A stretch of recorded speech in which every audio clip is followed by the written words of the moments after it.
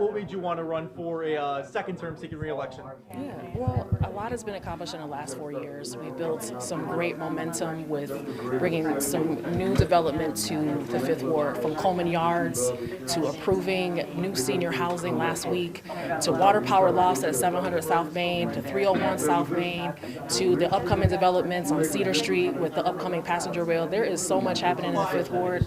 I want to keep the momentum going. I want to keep strong leadership over here, and I just want to keep serving our residents the best that I can.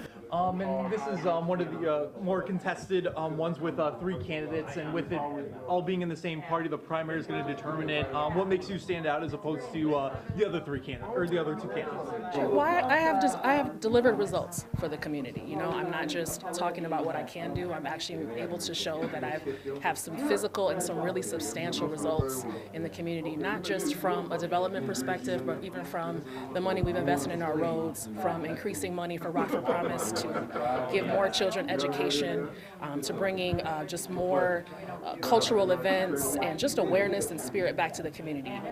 And what are some of the biggest things that you're hearing from voters on the campaign trail?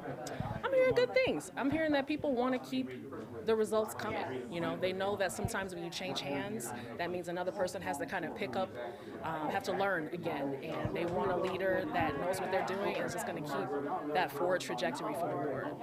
Talk a little about, your background and stuff, or just like how well you know Rockford.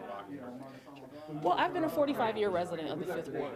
I've had the same address for a really long time, so I've certainly seen the ups and downs of the area. I do have a background for working for Congresswoman Bustos in the past, and that's really where I learned about the issues of our city as a whole.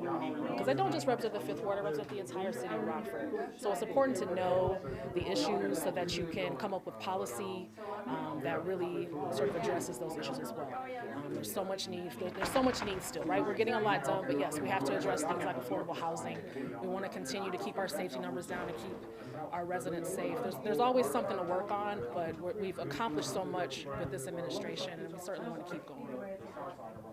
And how important is it to have meet and greets like this just to connect with voters who may be undecided, or, as we were seeing, even have like questions on projects that you have been working on, kind of where that is at in the city? I think it's wonderful to have meet and greets. I definitely want to thank the League of Women Voters for hosting these. They're really the only organization in the community that I see doing these. But at the end of the day, my opponents are also my residents. So at the end of the day, if I win, I have to ultimately still serve them. So it's important for us to just meet, know each other, and just kind of, at the end of the day, I think that no matter who wins, we should all be helping each other, even at the end.